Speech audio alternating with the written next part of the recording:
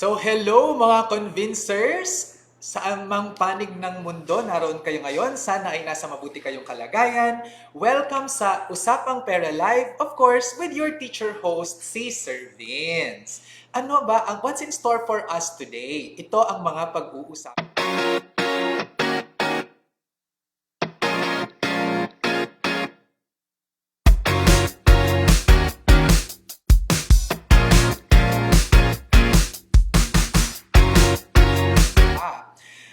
Paranormal activity. First time po natin ito nagagawin. Ang paranormal activity, mga pinag-uusapan natin dito ay mga scam, no? Mga hindi kanais-nais na bagay. Kaya ang tawag natin ay paranormal activity, di ba?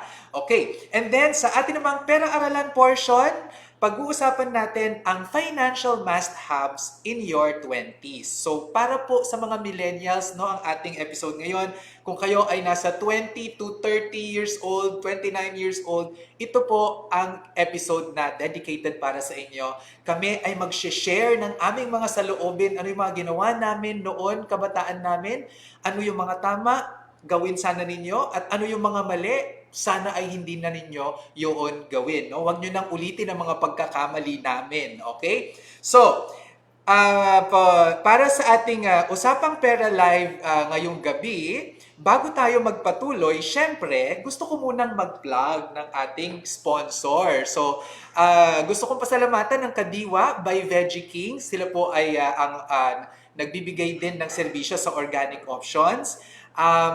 Kung gusto nyo pong mag-order online ng mga vegetables, pumunta lang po kayo sa Facebook Messenger, Kadiwa by Veggie King. Mag-message kayo doon at bibigyan nila kayo ng price list at saka ng inyong order form. I-deliver po sa inyong doorstep. Basta sa National Capital Region kayo papa-deliver. Kapag po nag-order kayo dito sa Kadiwa by Veggie King, sigurado pong nakakatulong tayo sa mga mahihirap na magsasaka kung saan natin kinukuha ang ating mga produce. Hindi po tayo kumukuha ng produce mula sa ibang bansa. Lokal na lokal po ito. So talagang matutulungan natin ang ating ekonomiya, ang ating mga farmers. At syempre pa, hanggang June 30, kung kayo ay mag-message sa Veggie King, Kadiwa by Veggie King Facebook Messenger, at ilagay ninyo ang Sir Vince Veggie as discount code, you will get 25% discount. So, para ito sa mga first 10 buyers until June 30. So, sana po ay gamitin nyo na yan at sayang naman, no? 25%. O kung ang bibilhin mo, papalengkehin mo 2,000 piso, sayang din yon. May kakatipid ka ng 500 pesos. O, di ba? Sa show natin, hindi lang kayo natututo, pwede pang makatipid. So, sa ating therapy, wag na tayong magpatumpik-tumpik. Sa ating therapy session for tonight, ang pag-uusapan natin ay ang ating mga financial mistakes in your 20s. Okay. Sige nga, ilang taon na ba kayo? Ako, lagi kong sinasabi no? Very, very proud ako sa aking edad. Ako ay 41 years old. Kayo, ilang taon na kayo? Ilagay nyo naman sa comment. Pag yung mga magko-comment ng kanilang mga edad, ay babatiin natin sila mamaya. At titignan natin kung yung kanilang edad ay kamatch ba ng kanilang profile picture, no? Sa Facebook. Baka naman 10 years ago yung nilagay nyo pa doon, ha? Hindi magkamatch sa edad ninyo. Anyway, so pag-uusapan natin ang financial mistakes that we have made in our 20s. Sagutin nga natin itong tanong na to after you've put down your age, no, doon sa comment section. Ano-ano ba ang mga financial mistakes ninyo when you were in your 20s? Mahirap ba itong ano yung mga pagkakamali na nangyari na pinagsisihan ninyo, kung sana ay dadrama tayo, no? Kung sana maibabalik lang natin ang panahon at we will live our lives again, ano yung mga financial mistakes na hindi na natin uulitin at iiwasan na natin para tayo ay magkaroon ng masaya, mapayapa at mas masaganang pamumuhay, di ba? So, please share your financial mistakes in the comment section. Tapos, Napakaganda po kasi ng pag nagre-reminisce tayo at makikita natin ano ba yung mga napagdaanan natin. Maganda yun na pinag-uusapan, di ba? At ngayon, looking back, pinagtatawanan na lang natin siya. Okay? So, sana ay natuto tayo sa mga ito at i-share natin para yung mga nakikinig na nasa kanilang 20s ngayon ay matututo at iiwasan na nila itong mga financial mistakes na ito. Hindi ba? Okay. Eto no, bakit ito ang aking naging napiling topic? Kasi si LC, okay, si LC ay miyembro ng ating Usapang Pera Group at kaka-member lang yata niya 2 days ago, so fresh member siya. Tapos, ito ang tinanong niya sa ating Usapang Pera Group. Sabi ni L, "Hi, ano po yung mga money mistakes nyo when you were in your 20s? I'm 24 po and I want to learn from them sana." Thank you po. Ayan. O, at makikita nyo, di ba? 256 ang nag-comment. At nung binasa ko po yung mga ibang mga comments dyan, nakakatuwa yung mga mistakes na mga sinabi, no? At yun yung mga pag-uusapan natin. So, mga galing sa Usapang Pera Group at mamaya din syempre, i-share ko ang aking mga financial mistakes. Hindi po ako perpekto. Ako ay tao lang katulad din ninyo, di ba? So, nagkakamali din at in fact, actually sabi nga nila, di ba? Your mistakes will teach you the most. Yung mga, sa totoo lang, pag tayo nasa school dati, ang mas natatandaan mo ay yung mga maling sagot na inaitama mo kaysa sa yung mga tamang sagot. Hindi ba? Mas nagiging sticky yun sa atin. So we should learn from our mistakes and we should make this as opportunities to improve ourselves. Okay. So El, sana ay mapanood mo itong episode na ito kasi wow, grabe naman, no? Isang segment talaga ng Usapang Pera Live ay dinedicate natin para sa mga generation ninyo. Okay. Bago tayo magpatuloy sa ating mga sinagot ng mga kasama natin, no? Papasadahan muna natin kung ano ang mga edad ng mga followers ni Sir Vince. Okay, nako, mukhang wala yatang nagsabi ha. Ay, wow. Okay, kailangan ko ng aking salamin dahil of course, malabo po ang aking mata. Ayan.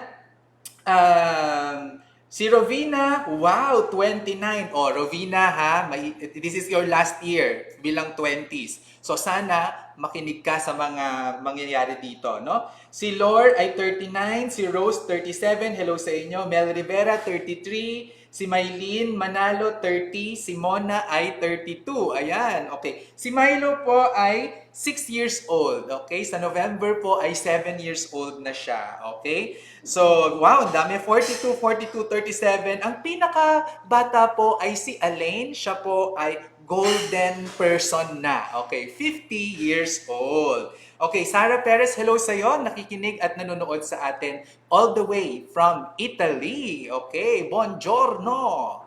Okay, so ito yung sabi ni Joyce Christine, no, na advice niya na money mistake.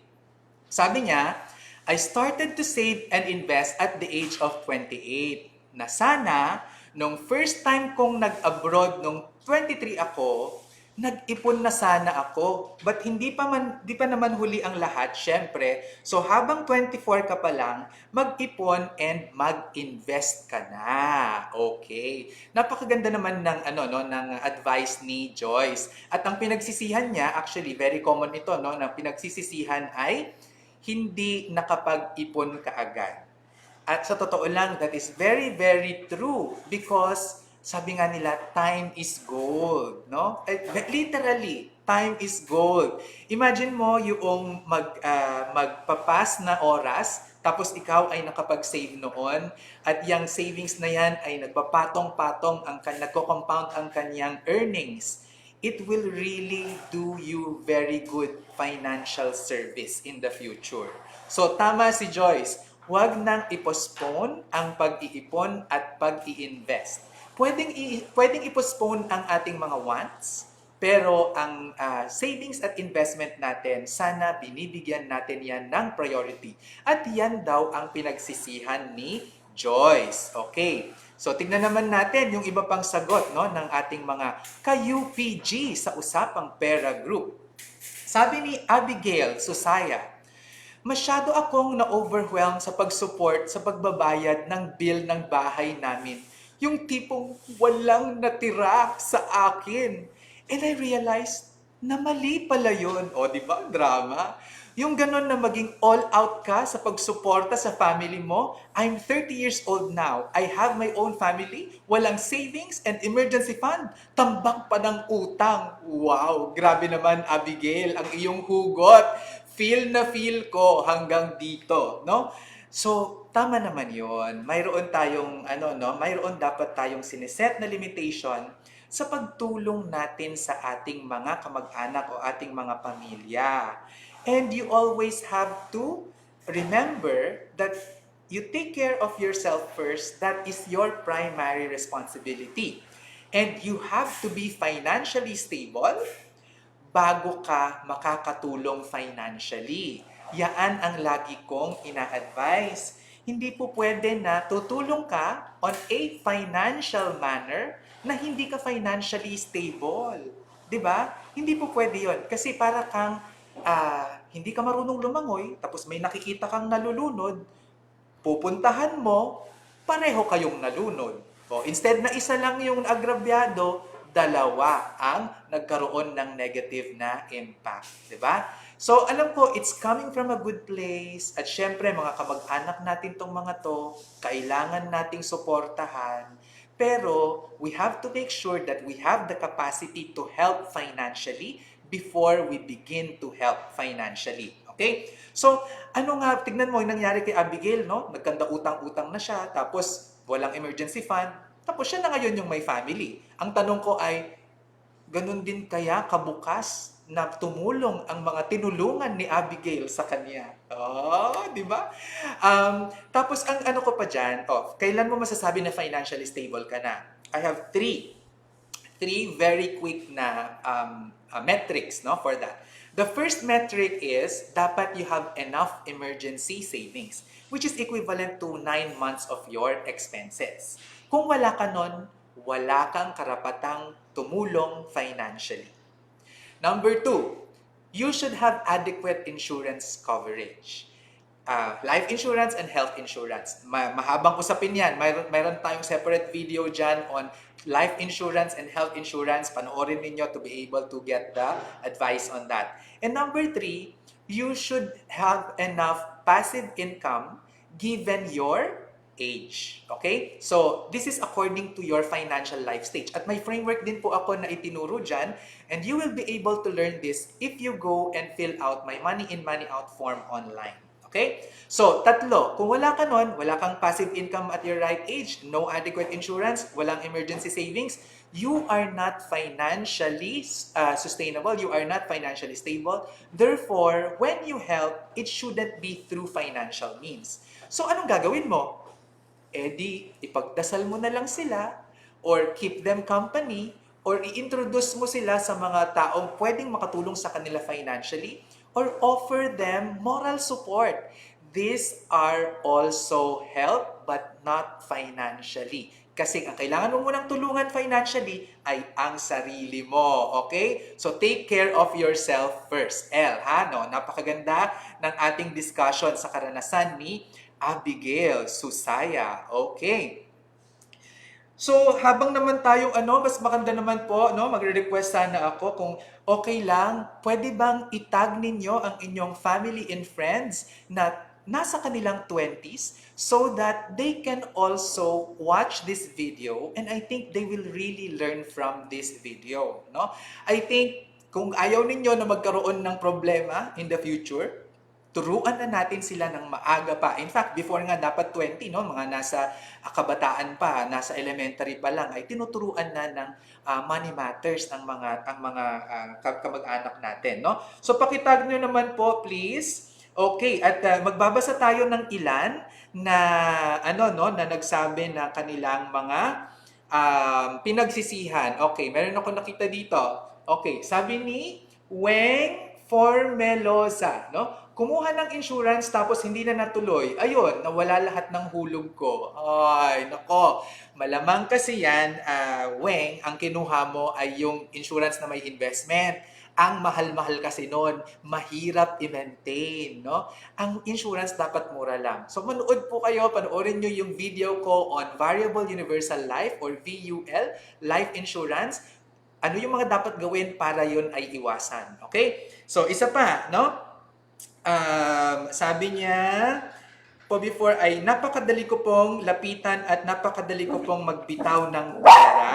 Okay. Na masyado daw siyang naging matulungin sa iba. Yan naman ay si Sarah Perez. Okay? So, yan, no? Mayroon namang lugar ang pagtulong. Hindi naman po masama ang pagtulong, pero dapat kapag tayo ay tumulong, we have to make sure na mayroon tayong kakayahang tumulong. Okay? So, kailangan financially stable ka to be able to help financially. If you are not financially stable, I'm so sorry. You are not allowed to help financially kahit gaano pa kalaki ang iyong kita.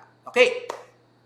Ito naman, ang sabi ni Sarah Jane Nemenyo Lerion. Not investing early and gumastos sa mga bagay na di naman talaga mahalaga, like mga nonsense gala. Oh, okay. Nonsense gala. Naku naman, Sarah, sabihin na natin, baka naman may crush ka kasi doon, kaya ka napasama sa gala, di ba?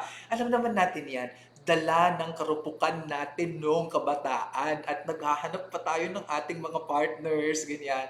And of course, wala pa nung panahon natin, wala pa naman talagang mga mga apps katulad ngayon na kahit hindi ka na lumabas ng bahay, pwede ka nang may ka-date. Dati kailangan mo talagang lumabas, 'di ba? Pero tama, Sarah, no, na sana na-control 'yon. Okay? Maganda na ang gagawin mo dito, L ha, this is for you.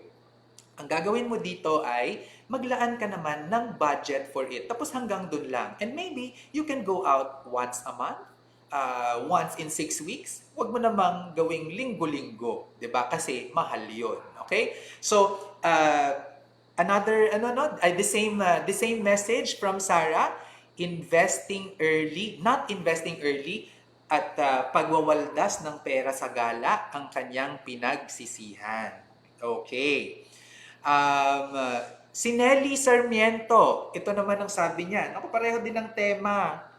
Late na ako nag-save. Yung sweldo ko dati, kinukuha ko doon expenses ko at yung matitira savings ko. Kaso, nagagastos ko rin. Kaya ang ginawa ko, nagbukas ako ng isa pang account para sa savings. Pag sweldo, kinukuha ko na agad ang savings at nilalagay ko na doon. Yung matira, pinagkakasya ko hanggang sa susunod na sweldo. Okay. So, si Nelly ay she is practicing what we call the income minus savings equals expenses formula. So, ibig sabihin, tinatanggal na niya muna yung savings, tapos yung expense, yung matitira from the income, yan yung pinagkakasya niya. Okay? At ang ginawa niya, nilagay niya ito separately. Maganda talaga yon, no? Pinaghihiwa-hiwalay natin ang ating mga purpose, no? Kaya ako, for example, ang dami kong mga bank accounts kasi mayroon akong bank account for vacation, mayroon akong bank account para sa emergencies, meron akong bank account para sa pang-araw-araw. At ito naman electronically kasi ay nakikita na natin siya, no, kapag nag-online banking tayo.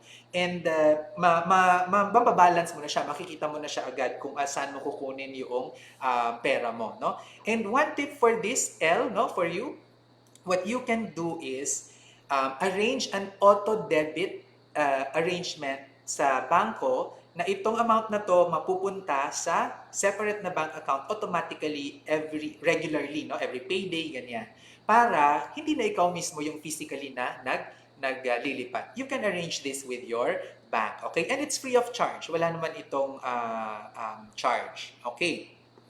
Si Marlon, okay, si Marlon, ang kauna-unahan nating lalaki na nagbigay ng kanyang advice para kay Elle, no?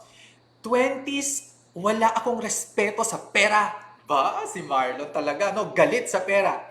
30s, nag-ipon na ako at wala pa rin nangyari hanggang panghihinayang ako sa oras na sinayang ko.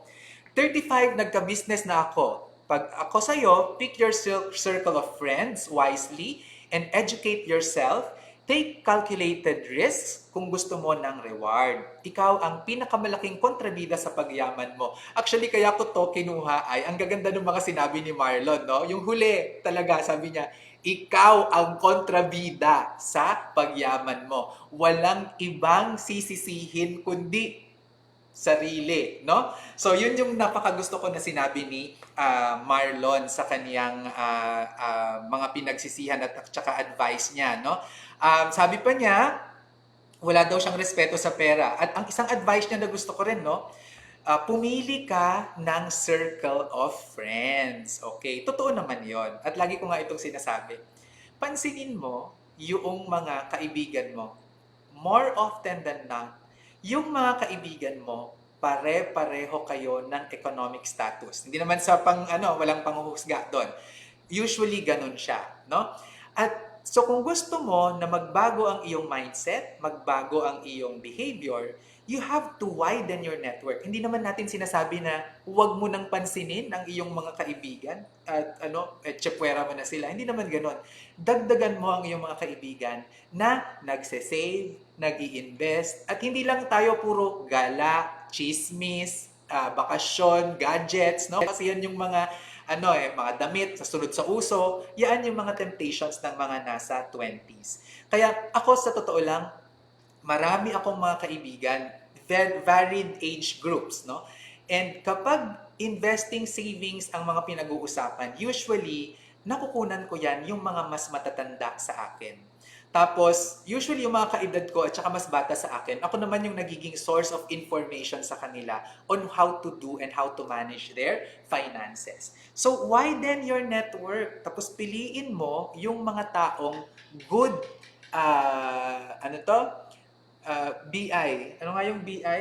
Good influence, hindi bad influence sa iyo. Okay? So, yan ang nakuha natin kay Marlon. Kaya napakahalaga kung sino ang pipiliin mong mga kaibigan mo at kasama mo sa buhay. Okay. Nako, maraming salamat, Ed. Asperas Hasildo, kasi ang dami mong tinag na mga 20 anyos, no? Nasa 20s na mga kamag-anak, mga kaibigan. Sana po ay gawin nyo rin ito, no? Si Rosie din, no? Na yan. Oy, si Ramil, sa Thailand. Hi, Mother Camel. Ikaw pala ay nakikinig at nanonood. Ako, naloko na. Ang dami kong mga mga critiques na nanonood pala. Okay, sige. So pagpatuloy natin ang ating mga mga money mistakes daw. Mismanagement of credit card. So, yaan yung pinagsisihan ni Pam De Leon. Use it wisely. Kung pwede, always pay through cash kasi sayang din ang mga bank charges. Okay. Kasi actually sa totoo lang, mali ang pagkakapangalan sa credit card eh.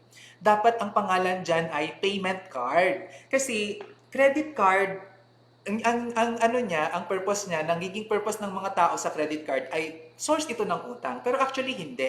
A credit card's main purpose is for convenience and security in payment.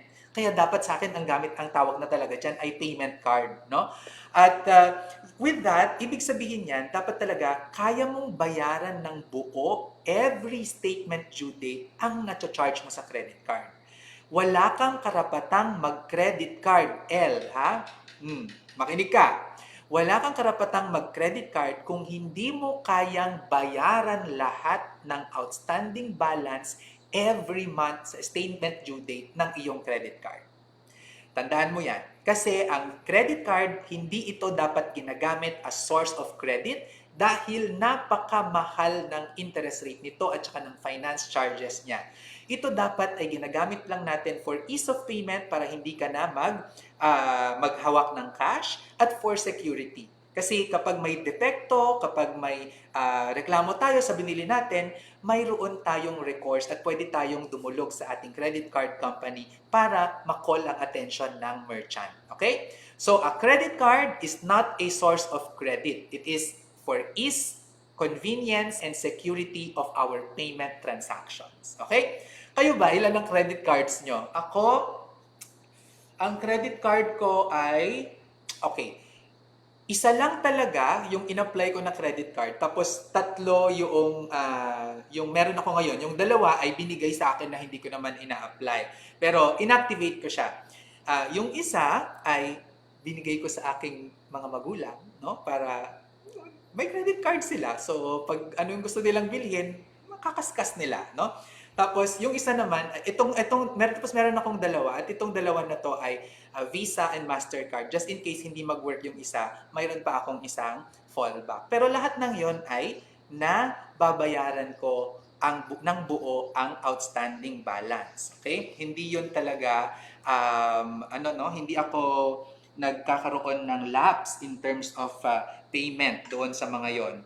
Tapos, ang namaganda pa dito, if you are able to use your credit card correctly, ang maganda dyan ay na nagkakaroon ka ng points, and these points could be redeemed, no? And in my case, ako sa totoo lang, ang mga vacation namin ay miles ko kinukuha, at yun yung ginagamit ko para bumili ng tickets, plane tickets para sa mga kamag-anak ko. And believe it or not, noong 2018, kaming lahat, 14 of us, we went to Europe. From America yung iba, from US yung iba, tapos kaming dalawa ng partner ko dito sa Pilipinas, at lahat ng yon ay galing lang ng points ko sa miles sa credit cards at saka sa mga frequent flyer programs, di ba? So, yun. So, please take care and use your credit card wisely. Okay. Sige. So, ay gusto ninyo ng gusto ninyong magkaroon ng like-minded individuals na grupo, you can go to our Usapang Pera group sa Facebook and join us there. May mga accredited mentors po tayo doon na pwedeng gumabay sa inyo if you have financial questions. Okay? So yan po yung ating Usapang Pera group. Kung gusto ninyong sumali, you can go there. Okay? Oh, si Joanne naman, ito daw yung kanyang pinagsisihan. Magwaldas at idahilan ang YOLO. Okay? Ano nga yung YOLO?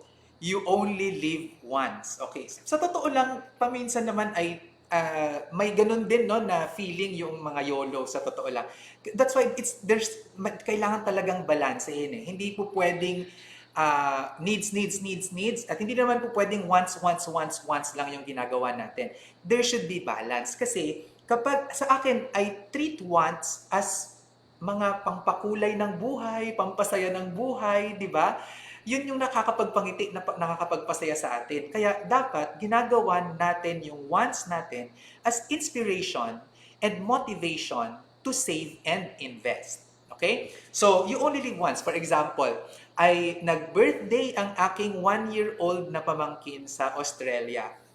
And I only had a weekend to spare.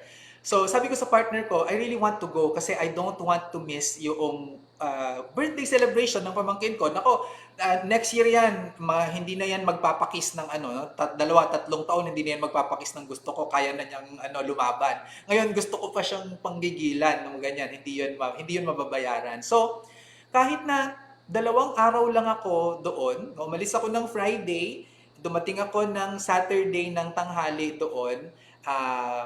Monday ng madaling araw ako umalis sa Australia, pabalik dito sa Pilipinas. 2 araw lang. Gumastos ako siguro ng mga 80,000 pesos. At yung partner ko talagang sabi niya, hindi ako sasama sa'yo because it's too much. Okay? And then the pandemic happened. Diba? So, sabi ko, buti na lang na pumunta ako. Kasi mukhang, Diyos ko, sa kalagayan natin dito sa Pilipinas ngayon, matagal pa bago tayo tanggapin ng ibang mga bansa. No? Kasi dumadami pa ang COVID natin. Di ba? So, sa akin, that is another one way of expressing YOLO. But, I was able to do YOLO because I already earned it. I already saved and invested for it long time ago. Marami na akong passive income. Okay? So, ang key talaga dyan is paghahandaan mo yung mga wants mo. Okay? You have to create passive income to be able to use this passive income para magamit mo para sa wants. Kasi ang pambili ng wants ay passive income, ang pambili ng needs ay active income. Okay? So, sana marami tayong natututunan ngayon, ha? Okay? At naku, mukhang hitik na hitik ang ating mga mga ano ngayon na active, ang daming mga nagre-react. So kung gusto niyo pong mag-react sa mga sinasabi ko, dagdagan, please i-comment ninyo kasi I enjoy reading those kapag ako po ay wala masyadong ginagawa, nagpapahinga, yun ang ginagawa ko po. Okay, ito naman, si Gratch Johnson. Ang sabi niya, 21 to 23 years, waldas lahat ng gastos ko, like luho, binili ko kasi reward for myself. Yan iniisip ko dati to satisfy my luho. But then, nag-mature at the age of 24, nag-start ako mag-save, research about investment, etc. Luckily, at the age of 30, nakapundar naman ako, nakapag-invest at nakapag-save. Okay. So, may point sa kanya na naging waldas siya. Okay? Pero mukhang maaga siyang natauhan. Okay? Yung kabaliktaran ng YOLO, you only live once, ito yung I think kinagisingan ni Gratch, no? Yago ang tawag ko dyan. Yago stands for you also grow old. Tatanda rin tayo. Kaya kailangan balansehin yan. Yes, it is true. YOLO, you only live once. Hindi natin alam kung kailan tayo kukunin ni Lord. But in the same reason na hindi natin alam kung kailan tayo kukunin ni Lord, malay mo kunin ka ni Lord 50 years pa. You also grow old. So you have to prepare and at the same time, enjoy your life now. Okay? So a healthy balance is key. Okay? So, napakaganda ng sinabi ni Gratch sa kanyang mistakes and advice. Okay. Si Vincent naman, okay, no, nakamask pa si Vincent. Ang sabi ni Vincent, katukayo ko, huwag magpapautang kahit na may utang na loob ka sa isang tao. Nako, totoo po yan talaga, no? Kasi ang utang na loob po talaga ay hindi nababayaran, di ba? Ang hirap bayaran nun. Pero, I remember once, meron akong kamag-anak na yan ang kanyang problema, no? Mag-iinom lang po ako at nagda-dry na ang aking throat. Okay. So, nag-seek siya ng advice. Mag-asawa sila. Yung kwento ay, yung pinsan ko, ay, erase. Baka matrace kung sino. O basta, may isang, may mag-asawa, tapos yung lalaki, pinaaral siya ng kapatid. Okay? Tapos mag-asawa sila. And then, kapag, tuwing magbabakasyon yung lalaki dito sa abroad, lagi siyang sinusumbatan nung nagpaaral na kapatid na hindi ka naman makaka-abroad kung hindi dahil sa akin, ganyan. So, na-hurt parati. Parang ano ba naman yun? Kailan ako makakaligtas sa ganitong sitwasyon? Alam mo, in-advise ko sa kanila, diretsahin mo kaya yung kapatid mo. Tanungin mo kung magkano ba yung utang na loob na yan para magkaroon na ng ending. Lagyan natin ng tuldok. Okay? Tapos pero syempre, kailangan mag-prepare kayo niyan kasi baka kung ano yung sabihin niyang figure, hindi mo kayang bayaran. So, computein mo magkano ba talaga yung mga ginastos niya, tapos tingin mo magkano yung fare na ibabalik sa kanya. Nung kinompute niya, 250,000 yung kanyang nagastos ng kapatid niya, no? At sabi niya, sige kahit na hanggang 500,000 pesos yung sasabihin niya sa akin, tatanggapin ko, basta matapos na. At true enough, nung tinanong, magkano nga ba yan ate? Ang sabi nga, ang utang na loob daw ay 500,000. So, ang ginawa niya, 500,000 in 3 years, nabayaran niya. After 3 years, wala nang maisumbat na utang na loob. O, di ba? Kaya yung utang na loob na yan, ang isa ding panlaban dyan ay lakas ng loob. Lakas ng loob na harapin kung ano yung dapat ninyong pag-usapan at para mawala ang mga emotional, irrational na nararamdaman natin as regards money because it will affect our relationship, no? So ngayon, how are they, no? As magkapatid, they're really doing good. Kasi out of the way na yung issue, na-settle na yung issue. At they now have a better relationship and they can now communicate better with each other. Di ba? So, yun, napaka-practical. Pero ewan ko kung kaya ba yun na gawin ng iba. No? Pero ganun ako mag-advise. Pero practical lang. Di ba? Okay. Kaya huwag magpautang kahit na may utang na loob. Kasi, ang lagi kong sinasabi dyan, hindi sapat na awa at tiwala ang gamit sa pagpapautang. Dapat may kakayahang magbayad yung pinapautangan at ikaw bilang nagpapautang, kaya mong maningil. Kung wala itong mga factors na ito, huwag pumasok sa pagpapautang dahil sigurado lang ako, sisirain kayo ng utang na yan. Okay? So, mag-ingat tayo sa utang. Okay. Okay, so ano pa ba yung mga sinabi? Ang dami, no, ng mga ano. Sabi ko sa inyo marami tayong mga nakuhang advice mula sa Usapang Pera Group. Okay, tumatawag ang aking nanay, Mami, ako po ay nasa Facebook Live ngayon. Tatawag ako sa inyo mamaya. Okay. So si SJ Rose, ito naman ang sabi niya, no? Nag-franchise ako agad-agad ng 2 cart para ilagay sa SM Mega Mall at St. Francis Square. Wow, daming pera ni SJ. Di mo na pinag-aralan mabuti. Nasayang halos 1 million. Wow, grabe naman. Isa lang ang masasabi ko sa iyo, SJ. Ang dami mong pera. No? Sa 20s ka pa lang, pa 1 million na. Ganun-ganun lang, di ba? Pero, di ba nga, kaya ang tagline ko ay, ang pagyaman na pag-aaralan. Pag-aralan muna ang mga papasuking negosyo o mga investment. Lalong-lalo na kung ganyang kalaking pera ang ilalabas natin, no? Huwag tayong magbabaka sakali at huwag nating iiwan sa swerte ang mga bagay-bagay. Kasi kaya natin i-mitigate ang mga risks na pumapasok sa buhay natin and we can actually address this if we prepare. Okay? So, kailangan paghandaan natin at ang pinakamabisang paraan sa paghahanda ay kung ito ay pag-aaralan natin. Okay, di ba? Ayun. Naku, pwede na yata ako makipag-contest sa sa question and answer portion sa Itbulaga. Meron pa ba yon? Ayun. Okay. Ito naman ako. So, 24 years old kasi si L, 24 years old siya. At ako napaisip ako, ano bang ginagawa ko nung ako ay 24 years old? Kayo ba, nung edad ni L, 24 years old kayo, ano yung ginagawa nyo? Nasa ang parte kayo ng buhay ninyo?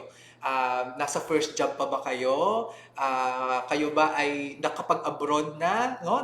Bagong salta abroad? I-comment nyo naman. Very curious ako kung ano makikita natin na karanasan ninyo nung kayo ay 24 years old. Ito yung nangyari sa akin nung ako ay 24 years old. Mayroon akong iba't ibang racket. Nagbebenta ako ng computer, ng mobile phone, at nagmamount ako ng rummage sale at saka part-time tutor. Actually, ito pala ay before ako 24. This was during my college days. Tapos, nung 21 ako, I finished my college degree.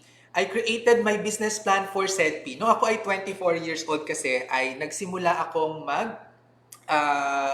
mag-aral for my master's degree sa Asian Institute of Management, and I actually wrote my business plan for SEDPI, the company that the group of social enterprises that I currently operate, at doon po yung nagsimula. I was 24 nung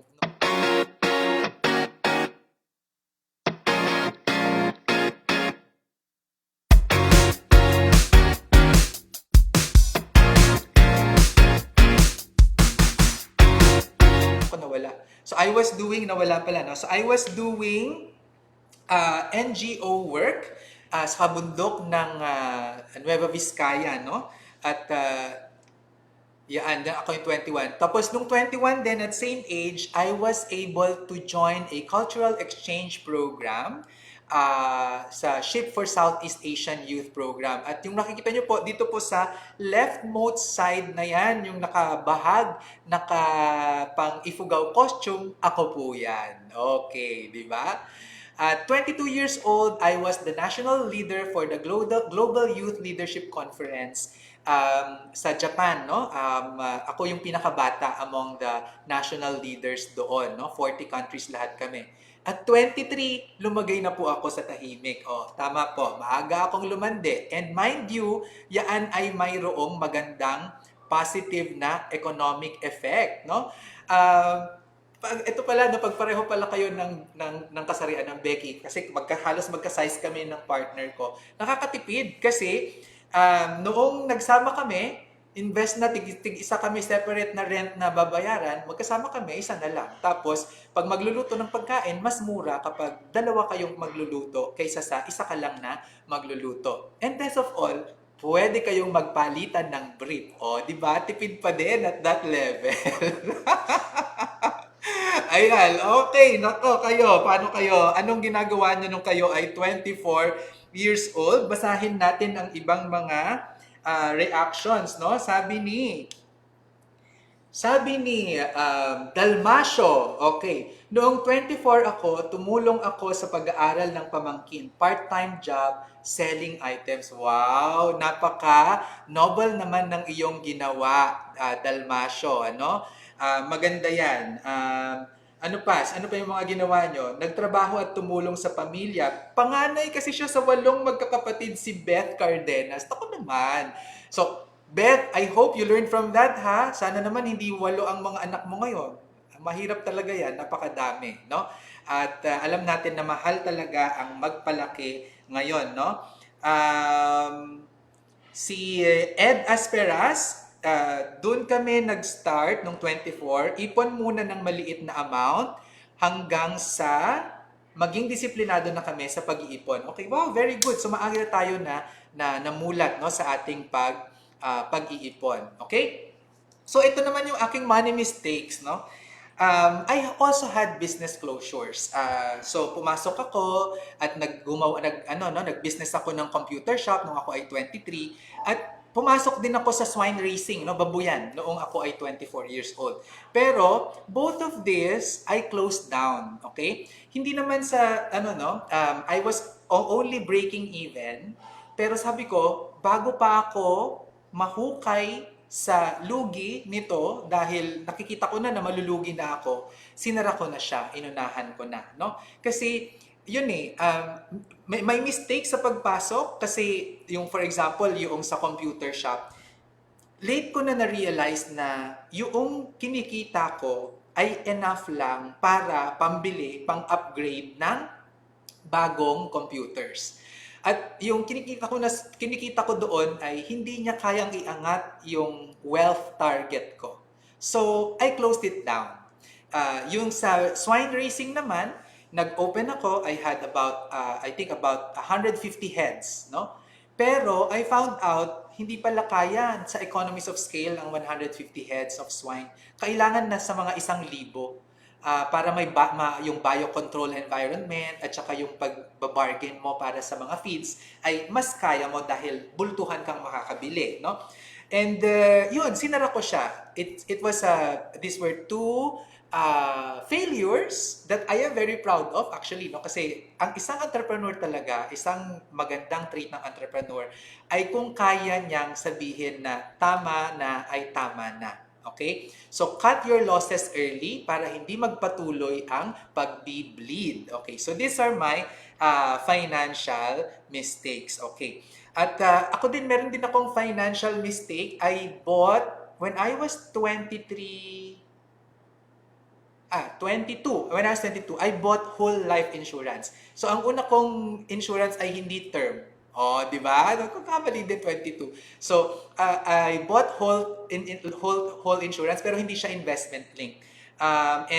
Yun, buti na lang yung whole insurance at that time ay nung kinompute ko siya, okay pa naman yung kaniyang premium to benefit ratio, no? So, yun ang aking pagkakamali. So, sana matuto kayo diyan, ano? Okay, at 24, I started teaching at the Ateneo de Manila University. So, ito pong picture na yan, nakikita ninyo ay kinakamayan ako ni Father Jet Villarin, ang president, ang current president po. Outgoing na actually. This coming, baka iba na nga. Baka hanggang June 30 na lang siya, no? Okay, Patuloy tayo sa mga ano no, sa mga sinabi ng mga taga UPG, ano yung kanilang money mistakes. Nag-invest daw si Harris sa multi-level marketing scheme na nag-offer ng 30% return monthly. Ayun, nagsara agad-agad. Ayan. Kaya ako po talaga, malayo ang aking loob sa mga multi-level marketing. No? I'm so sorry ha. Marami, of course, yung mga nag-multi-level marketing. Admittedly, ano yan, marangal na trabaho yan, wala naman kayong nilalabag na batas, pero ang sa akin ay, binibentahan ako ng sabon na 500 pesos versus, ang sabon ko ivory, magkano lang yung ivory, wala pang 50 pesos. Ba't ako bibili ng 500 pesos? Kung ano-ano daw mga micronutrients ang mga nandyan. Sabi ko, nung nakita ko yung gumagamit, wala naman siyang ikinaganda sa akin. Mas banat pa nga, no? Mas fresh pa ang aking skin sa kanya. Tapos, di ba mga toothbrush or toothpaste na pagkamahal-mahal o kaya mga pampapayat, sabi ko, bibili ka pa ng ganyan pagkamahal-mahal, pag magpapapayat, huwag ka lang kumain. Di ba? Bawasan mo lang pagkain, papayat ka. Hindi yung mga kung ano-ano pang mga iniinom-inom mo, mapapagastos ka pa. Di ba? So, kasi ganun yung nangyayari sa multi-level marketing. I'm really, really sorry. No? Kaya, ayan, katulad nung kay Harris, pero Aris naman, 30% kasi per month ang return. Talagang mahirap yan. So, pagdudahan na agad kapag ganyan. Ha? Imagine mo, in a little over 3 months, ay dodoble na yung pera mo. Mahirap yan. No? Mahirap yan na tuparin. Okay, si Minmin naman. Spending sa mga wants. Should have saved for a down payment sa lupa which was way cheaper before. Okay. Ako actually, kaya ako pinili rin yung kay Minmin kasi yan naman ang isa sa mga maaga kong nagawa. At 24, I was able to purchase a land, and at 26, doon ko yan unang napatayuan ng apartment. Oh, di ba? So, yun. Actually, sa libro ko, ay kunento ko doon kung paano ako nagkaroon ng pera pang down payment, pambili ng lupa, at pampatayo ng bahay.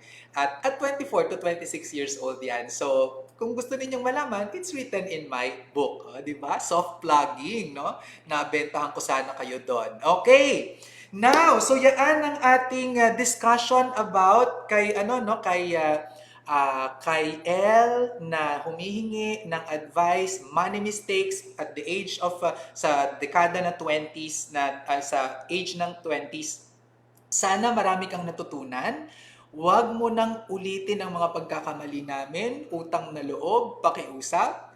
Makinig ka sa mga nakakatanda. Actually, gusto ko yung ginawa mo na you sought advice, no, from the elderly. Naku, sakit naman nun, Lord, elderly na ako. Okay? At yun, sana yung mga advice, yung mga magaganda ay gayahin mo. And surround yourself with people who would be able to assist you and help you achieve your dreams in life. Okay? So, let's move on to our next segment, which is paranormal activity. No? Ang paranormal activity, ito yung mga investment scams. So, para po ito kasama ng ating financial literacy advocacy, ay labanan natin ng scam at dapat mapalitan yan ng pinopromote natin ng mga social investments tulad ng sa mga kooperatiba, rural banks, at social enterprises. Okay? So, iwaglit natin ang mga scam na yan. Okay, so ito ang paranormal activity at ang nakafocus po ngayon ay ang daily BTC. Ang BTC I think stands for Bitcoin. Daily BTC Limited, no? So ito ay isang investment scam. Naglabas na ng advisory ang SEC sa kanila. Sila ay hindi rehistrado sa Securities and Exchange Commission, unlicensed ang kanilang binibentang investment scheme, hindi sila authorized na mag-solicit from the public ng investments. Ang in-offer nilang investment ay packages worth 1,000 to 100,000 pesos at parang kay Harris, ginagaranti 40% per month. Naku, nakakaloka yan. kahit po pag-tumbling-tumbling pa, walang business na kayang i-sustain ang 40% monthly linis na kita. Hindi po yan po pwede. Hindi po yan posible. Okay? At kung kayo po ay natatempt dito, ang isipin ninyo, kapag ganito yung business model, sino ang nagbabayad niyan para ikaw ay magkaroon ng kita ng ganyang kalaki? Mayroong tatamaan, mayroong dehado, may madadaya, malamang baka may ma-oppress, no, ng mga laborers diyan o mga mga hindi magagandang practices, okay? Kaya huwag tayong papasilaw sa kita, no? Tapos nag-earn ka rin through recruitment and referral sa scheme ng Daily Passive Income BTC Limited. Okay? So panoorin natin itong video namin ni Commissioner Kelvin Lee at pag-uusapan namin dito ano ba yung mga SEC advisories at paano natin ito magagamit bilang gabay, no, sa ating investments. Hi, Commissioner Lee. Hi Vince, thank you for having me. Yeah. So Commissioner, ang daming mga tanong ng mga tao sa akin about mga investments and that, no? At isa siguro sa mga gusto nating ipaliwanag sa mga nanonood sa atin ay kung ano ba yung Securities and Exchange Commission. So ano po yung SEC, Commissioner? The SEC, Vince, is the national regulatory arm of the government. The commission is the one that regulates the corporate sector. We also protect the investors, to keep it simple. Okay. We try to make sure that investments that are issued out, mga securities, should be registered with us to ensure that it's a safe investment. Paano natin masasabi na ang isang investment ay safe? Well, one way to make sure that it's safe, it has all the paperwork. No? That includes our certificate of registration in the corporation. Right. If it is a securities matter, they should have also yung secondary license from the SEC. Right. So dapat yung mga business permit, yung certificate of registration from the SEC, yung mga secondary licenses, correct. Dapat ito ba ay publicly shown sa offices or how yes, do you? Yes, as much as possible, it should be shown to help legitimize. No? Okay. Or if it's not shown, at the very least, if someone asks for it, pwede nila ma-present para you can see that it's legitimate. Ngayon din, Commissioner, ang dami-dami kasing nagkalat na mga scams. Paano niya mapaprevent yung mga scams? Well, we are the ones kasi who are supposed to investigate these things along with the NBI and the PNP. We actually have a whole department sa baba. No, they're called the Enforcement Investors Protection Department. That's their job. They investigate, they check kung scam ba yung investment. So, Commissioner, pag nakita nyo na ito ay scam, ano na yung gagawin ng SEC? May process din yan sa amin. No? Okay. Usually, if there's an indication of a scam, we usually come up with something called an advisory. Okay. An SEC advisory. An advisory warns the general public na there's usually issues with that particular investment. Okay. And to get to the advisory level, usually what happens is that there's a complaint or sometimes our investigators discover that there's an issue with that investment. Okay. Then we send our investigators to investigate further. From there, my report, and in that report is then consolidated into an advisory draft which the department submits to the commission and bank. Okay. And then kami, the commission and bank, yung lima po kaming commissioners, no, and a chairman. Okay. We then decide whether or not to issue the advisory. There is a fairly long process, very thorough. Very thorough. Oo, Yeah. Talagang ano yan. You have Hindi to naman make sure. hindi naman ito yung mga pinagtripan nyo lang. Of course or, not. Diba? No. Definitely not. Of course, Every advisory we have issued that has always been the subject of a thorough investigation. Right, oo. At saka hindi po pwede na parang inakusahan lang ganyan, pero meron talaga kayong grounds na mga tinitingnan. Correct. Ano yung mga indicators na masasabi nyo, okay, ito ay scam? The number one indicator, no, the basic maxim, no, that if it's too good to be true, then it cannot be true. Right. I believe there's so many scams going around right now. Our interest rate is about 30-40% per month. Yeah. Something going at 30%, 40% per month. That's just impossible. Alanganin na yan just from that. Right. And of course, secondly, walang paperwork.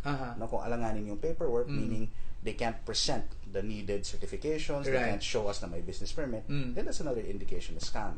Tinitignan nyo din po ba yung mga sinasubmit na mga financial statements kung nagmamatch dun sa mga correct. So, Commissioner, kapag ako ay isang investor, at balak ko mag-invest, tapos nakita ko na yung SEC advisory ninyo, what should I do? Nakita ko na, so hindi na dapat ako tutuloy doon. Yes, yes. So, paano naman yung mga investors, commissioner, na nandun na, nakapag-invest na? Anong dapat nilang gawin? Tapos naglabas kayo ng advisory. Two things. Number one, first and foremost, try to get your money out ASAP. Okay. Kung pwede pa, kunin mo na, bawiin mo na. Kasi, di ba, more often than not, yung mga scams na yan, magbabagsak din yan sooner or later. Presuming you cannot, no? Or after you've done that. Then you come to us, the SEC, or to any of our extension. We have a few extension offices all throughout the country. Yeah. Then you report yung investment na yan, a scam. No? Right. And we can then assist you and guide you whether or not we can proceed to complaint, file a complaint, or it can also help us in our overall investigation. On the part naman ng mga organizations, Commissioner, yung mga nabigyan ng advisory, ano yung dapat nilang gawin? Well, they can write us a letter, no, or a formal petition, no, asking na ma-lift yung advisory. There is also a process for that. Okay. We give them due process. They can come to us. We summon them based on that letter, and then we investigate further. No, they can present to us why they're not a scam. So may case ba, Commissioner, na na-lift yung advisory dahil sufficient na ano? So far, no. So far wala So pa. far, no. Kasi Okay. hindi naman sa ano. But usually our advisories kasi are subject of a very good investigation. Kasi sa mga advisories ninyo, meron ding sinasabi na cease and desist order. Ano ba ibig sabihin ng cease and desist? That's the next step. Okay. That's the next step. So after advisory, a cease and desist order naman is an order from the commission telling the investment scheme to cease operations in relation to the investment Okay. nila. They're not allowed to sell anymore. Right. Stop na kayo. So, thank you, Commissioner. Thank you, Vince, for having me. Okay, so ako si Sir Vince dito sa Securities and Exchange Commission, nagsasabing ang pagyaman na pag-aaralan. Nako, pasensya na ha, at nagfo-fluctuate ang aking internet connection. Alam ko napuputol-putol ang ating video broadcast. So, ano na lang natin, sa-summarize ko yung mga sinabi ni Commissioner Calvin Lee, no? So, ito yung mga tinatanong sa akin ni Dalmasio kanina, no? Ano daw, from Kuwait pala si Dalmasio, at ang sabi niya ay, ano daw ba yung kailangan niyang tignan or ano yung mga senyales na scam yung mga pumapasok. Okay, so ito yung mga tatlong pangako ng mga scammers na dapat mong tandaan, Dalmasio, para hindi ka maloko. Ang una, nagpapangako sila ng mataas na kita. Personally, for me, ang hurdle rate ko ay kung ikaw mismo ang nagpapatakbo ng negosyo, 20% per annum na kita mo from everything should be enough. Okay? Ikaw yung mismo yung nagpapatakbo nun. Pag hindi ikaw, ang hurdle rate ko ay 10%. That's fairly conservative, no? Kapag more than 10% na per annum yung ino-offer sa akin, talagang kina-question ko at inakaral ko kung ano yung what's behind that. Bakit ganyan kataas? 'Di ba? So, 10% per annum, kapag mas malaki na dyan, nako, ting, kailangan nang magtanong tayo kung ano yung ino-offer talaga sa atin. Okay? Tapos ang sinasabi pa ng mga scammer, once in a lifetime deal lang ito. Kailangan mo nang maglabas ng pera at hindi na ito mauulit-ulit. Mahuhuli ka na pag hindi mo ito hindi mo ito binigyan ng atensyon, mapapakawalan mo ito, wala na. Okay? Huwag tayong maniniwala dyan, of course. Maraming mga opportunities. Kung hindi talaga para sa'yo yan, hindi para sa'yo. Kaya, huwag tayong maniniwala sa kanila. Okay? Another one, sabi niya, garantisadong walang pagkatalo o pagkalugi. Diba? Hindi po yan totoo kasi lahat ng ating pinapasok na negosyo at investment mayroon niyang kaakibat na risk o panganib. Maaaring ito ay mawala, mabawasan, pwede ring madagdagan. Okay? Profit and losses yan. Hindi po pwede na tayo pumapasok sa investment at ayaw natin tumanggap ng risk. Lahat ay may risk. Sa totoo lang, kahit naman anong gawain natin sa buhay ay may risk. For example, no, lumabas ka at bumili ka ng pagkain sa panaderya. Mayroon kang tinatanggap na risk na yung ibibenta sa iyo na pandesal ng panaderya ay hindi ka malalason, 'di ba? Pero nandoon pa rin yung possibility na baka may nagkamali somewhere, no? Naihalo ang ng lason ng daga tapos nalagay doon sa panaderya. Naku, patay. 'di ba? May risk sa buhay natin. Ganon din sa negosyo at saka sa investments. Kaya dapat natin laging panating tandaan, ito ang mga tatlong pangako ng mga scammers. Mataas na kita, once in a lifetime deal, garantisadong walang pagkatalo o pagkalugi. Okay? So yan yung ito yung mga madadaling paraan para makita natin yung mga senyales na scam. Tapos yung SEC advisories, meron pong dalawang level yan. Yung first level ay tinatawag na SEC advisory. Okay? Ang advisory na ito ay ibig sabihin warning to the general public arising from complaints, investigations, and proceedings. So, sa totoo lang po, ang nag-a-arise naman na nadedetect ang mga scam dahil may mga naaagrabyado na, nawawalan sila ng pera, sila ay nagrereklamo. At yan ay irereklamo sa Securities and Exchange Commission, iimbestigahan ngayon ng SEC, kung walang lisensya, bibigyan nila ng advisory ang publiko. Warning na huwag nang pumasok, huwag nang tangkilikin ang mga investment na nanggagaling sa organisasyon na yan.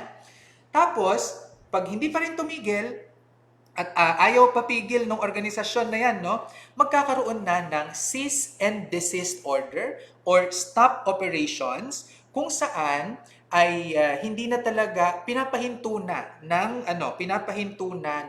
SEC ang pag-ooperate ng organisasyon na yan sa pag-o-offer ng investment o sa pagnenegosyo dahil wala ito sa lisensya niya. Okay. So, yan yung natin for SEC advisory. So, ano dapat yung kailangan nating gawin kapag tayo ay nakita natin yung tayo ay na-scam, no? Ang gawin natin, gaya nga ng sabi ni Commissioner Kelvin Lee, kung kaya mo pa, kunin mo na agad yung pera mo, bawiin mo na para kung nandyan pa, no? Kaya yan yung gagawin natin kapag tayo ay nakita natin in a situation na tayo ay na-scam. Tapos, i-report sa SEC at mag-file ng complaint.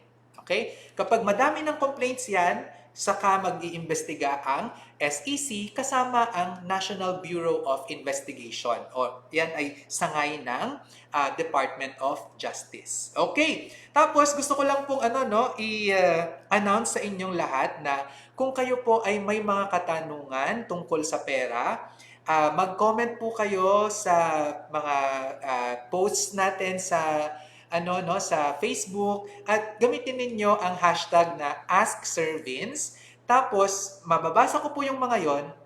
Ang gagawin ko po ay I will try to answer those questions via our Facebook Live. No? So, I look forward to your questions to me para tayo ay makapag-interact at matulungan ko kayo na mabigyan ko kayo ng aking kuro-kuro tungkol sa money management. Okay, so punta naman tayo, no? Ano ba dapat yung mga financial must-haves in your 20s? So, itong mga sasabihin ko ngayon ay ito dapat mayroon ka na kapag ikaw ay nakatungtong na sa edad 20s, no? So, I think for me, kapag nasa 25 ka na, dapat kompleto mo na to. Okay, kasi very basic lang yung mga sasabihin ko ng mga to, no? So, this is our discussion. This is our discussion on financial must-haves in your 20s. Number 1, ano yung kailangan natin? Dapat wala ka ng consumer debt, okay? By this time, dapat talaga, hindi ka nangungutang for consumption. Kasi ang consumption, hindi yan kumikita. At ang utang, ginagamit lang yan sa bagay na kumikita. In fact, ako nga, talagang yung paniniwala ko nga ngayon talaga ay equity-driven growth instead of debt. Maski sa pagnenegosyo, ako na po ngayon ay umiiwas sa pautang. Ako ngayon ay nagmo-mobilize ng investments at through the capital markets yung next na pupuntahan natin to be able to share the profit and the losses. Kasi kapag creditor-debtor, ikaw lahat nag-absorb ng risk, hindi balance yung equation. Pero kapag equity-based, tayo po ay nag-share sa profit and losses. So, mas mainam yon, no? So, sana huwag ka tayong mabaon sa utang sa ating kabataan dahil pagbabayaran natin yan sa ating pagtanda. Okay? Sunod, kailangan may financial plan ka na. Actually, kami ng partner ko, gumawa kami ng financial plan nung kami ay nagsama. We were 23 years old. Okay? No, 22. Oh my God. Ay, hindi, 23. 23 years old. Grabe ang landi ko, no? 23 years old kami nagsama. At isa sa mga ginawa namin talaga ay gumawa ng financial plan together. And yun, it was our mutual agreement and mutual source of inspiration para magtulungan sa isa't isa, para mapabilis, no? And yung plinano namin ay 23 up to 40 years old. Tapos, na-reach namin yung mga goals na yon when kami ay 31. Tapos natatawa kami na yung mga gusto namin na mga goals noong kami ay 23, as we moved along, nababago siya. Mas napapasimple namin yung mga bagay-bagay. Naalala ko, ito share ko lang. Yung goal namin dati ay tig-isa kami ng sasakyan, tapos every 3 years nagpapalit kami ng sasakyan. Yun yung goal namin nung 23 years old. Nakakaloka. Tapos nung nangyari na siya, nung nagkaroon na ako ng sasakyan, nagkaroon na siya ng sasakyan, it turned out na instead na every 3 years kami nagpapalit ng sasakyan, every 10 years. Okay? At right now, na nandito kami sa edad 41 years old, ang goal namin ay yung sasakyan namin dapat umabot at least 15, no? 10, 5, at least 15 years. Para talagang gamit na gamit siya. So, yung sasakyan ko ngayon ay kakabili ko lang, hindi pala, kakatapos bayaran, no? 3 years to pay siya. And yun, ang sarap, ang gaan ng pakiramdam na wala ka nang hinuhulugan ulit na sasakyan. In the next 12 years, walang babayaran, so napakainam niyan. Okay? So, dapat may financial plan ka. Plugging lang ulit, kung gusto nyo pong bumili ng aking libro, you can go to Vince Rapisura Facebook Messenger and type book. I-send nyo po ang word na book and you will receive instructions on how to order my book. For 195 pesos po ito at yung 100 pesos ay idodonate natin, gagamitin natin pantulong sa mga naapektuhan ng pandemic. Okay? Number 3, nakabukod o nagbibigay ka ng contribution sa household expenses. So at your 20s, dapat nakabukod ka na o kung hindi naman, dapat ikaw ay nagbibigay ng contribution sa mga gastusin sa bahay. Hoy, mahiya ka naman ha, pinag-aral ka na nga nila, nakikitira ka na lang dyan, kaya ikaw ay makikishare dyan. No? So naalala ko lang ako nung after graduation, ang nanay, si mama, ang sabi niya sa akin, graduate ka na, titira ka ba sa amin or lilipat ka? Sabi ko, syempre gusto ko kayong makasama, 'di ba? Tapos sabi ni mama, okay, kasi balak sana naming lumipat sa mas maliit na apartment kung lilipat ka na dahil ang nakatira noon sa amin ay si mama at papa, ako at saka yung bunso kong kapatid. So 3 kwarto 'yan. Kwarto ng bunso, kwarto ko, tapos kwarto ni mama at papa. Sabi nila, lilipat sana kami sa 2 kwarto na lang para mas makamura sa renta. Pero dahil nandyan ka, ang gagawin natin yung renta divided by 3 kasi 3 tayong nagkakwarto. So yung 1/3 babayaran mo. Yung tubig, kuryente, pagkain divided by 4. Yung 1/4 nun babayaran mo din. Oh, di ba? Nakakaloka yung nanay ko. Ganyan magdisiplina si mama. At ako I appreciated it because it forced me to stand on my own and to be responsible.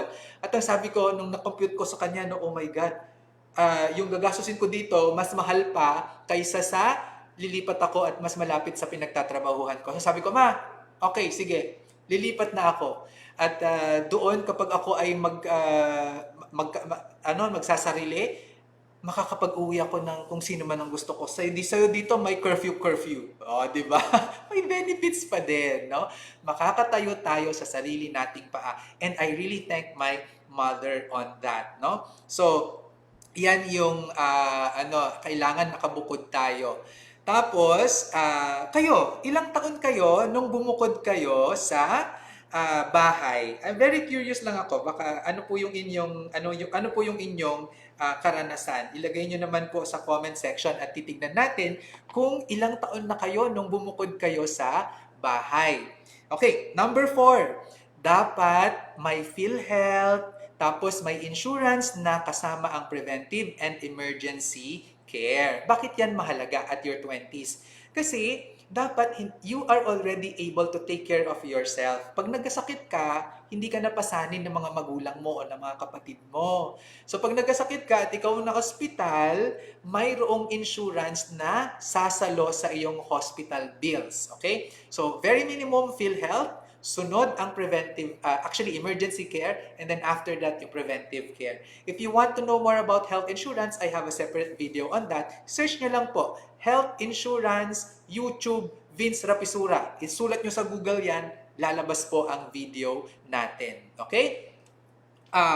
Number 5, emergency savings worth 9 months of expenses. So in your 20s, dapat very basic, no? Meron na tayong emergency savings at yan ay enough to last us for 9 months kahit na mawalan tayo ng trabaho. Okay? At ang sunod dyan, dapat maximum na ang contribution natin sa SSS at dapat mayroon din tayong Pag-IBIG 1 at saka MP2, di ba? Siyempre naman, ito ay ang ating mga national savings program at saka social safety nets ng ating gobyerno, kaya kailangan natin itong i-patronize, no? Napakahalaga na pinapatronize natin yan dahil bahagi ito ng ating responsibilidad. At soon maglo-launch po tayo, magbibigay tayo ng discussion about SSS kasi in the past few months, puro Pag-IBIG yung nadidiscuss natin. Pero actually, isa din sa mga paborito kong i-discuss ang SSS kasi isa ito sa mga may pinakamagandang returns, retirement-wise, kahit na walang tatalo sa kanya, kahit sa mga private na mga retirement plans na yan, SSS pa rin ang pinaka-okay. Okay? Yan yung number 6. At panghuli, yun. So may MP2 na ba kayo? Kung meron na kayong MP2, congratulations. At very good, meron na kayong MP2. Kung gusto niyo naman pong sumali sa Pag-IBIG, ang SEDPI po, ang organization namin ay authorized collection agent. If you want to join Pag-IBIG for membership at saka MP2, pumunta lang po kayo sa Vince Rapisura Facebook Messenger and type register Pag-IBIG. Tapos may form, meron na po doon mga tanong, sasagutin nyo lang po yon and we will apply on your behalf. Tapos magko-communicate kami sa inyo na pwede nang hulugan ang inyong yung Pag-IBIG account. Okay? Tapos, ang SSS din po, kami rin po ay collection agent. So, the same process lang. You go to Vince Rapisura Facebook Messenger and then type register SSS para po tayo ay magkaroon ng masagot natin yung mga yon at maging member tayo ng SSS. Okay? Lastly, number 7, sana kayo ay mag-aral ng mabuti, no? Pag ikaw ay nasa 20s ninyo, study and build foundation on passive income. In particular, of course, I will be encouraging you to learn about co-op investing, real estate, and social investments. So, syempre naman, kung kayo po ay follower ko, alam nyo po na ang ina-advocate natin ay ang pagkita na nakakatulong sa mga mahihirap at kapwa natin at hindi nakakasira sa kalikasan. Ayaw natin ng kita na yaman lang yung binibigay sa atin. Dapat positive ang impact nito sa community. Okay? And these are through cooperatives and social investments and of course also through real estate. No? Pupwede rin naman yan. Okay. Now, if you want to join our rental property joint venture, pwede po kayo. Yung nakikita nyong picture na yan, sa taas ko, yan po yung rental property natin sa Sampaloc, Manila. JV contribution po dyan, ang minimum ay 100,000 pesos. Ang maximum JV contribution ay 500,000 pesos. Ginagawa natin yan to ensure diversification of portfolio and avoid concentration of the portfolio to a few. Kasi ang valuation po ng ating property ay 16.5 million pesos. Wala pong entry fee para sumali dito. Quarterly po ang payout every January 30, March 30, September 30, and December 31. Kapag ipinasok ang pera, ang contribution, at lalabas ka sa investment o sa joint venture, before 2 years, mayroon po tayong charge na 3% exit fee. Ang mga payouts, yung mga quarterly payout natin ay makikredit po sa inyong SEDPI wallet, at kapag nandun na po yun, hindi na po yun kikita. Kaya kailangan nyong i-reinvest or pwede nyo namang kunin. Variable po ang return natin. On the first year, it will be 6%. And then, ang lifespan po kasi ng ating property, ang estimate natin ay 25 years. Pagdating ng mga 20th year, nasa 15% per annum na ang ating returns dahil po sa tagal ng panahon at syempre nag-i-inflation ang rental rate natin, lumalaki yung rental income natin compared sa original investment, kaya po umaabot ng 15% per annum. O, di ba? Clarify ko siya dahil ito ay di hamak na mas mataas sa 10% sinabi kong hurdle kanina tungkol sa scam, di ba? So yun, malinaw. Oh my God, 20 years naman pala yung kailangan mong antayin bago maging 15% per annum.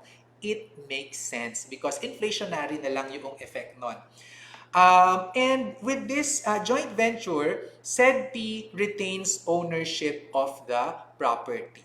Okay? So, if you are interested to join our real estate rental property joint venture, please send Marzan1 to Vince Rapisura Facebook Messenger and you will see the details there. Nandyan na po ang appraisal ng property. Colliers po ang ating appraiser, kaya siguro po tayo sa quality niyan. Okay?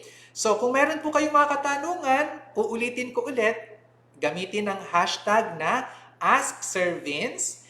And babasahin po natin yan. And in the next rounds natin ng Facebook Live, ay susubukan natin na sagutin ang inyong mga katanungan. Okay, nako,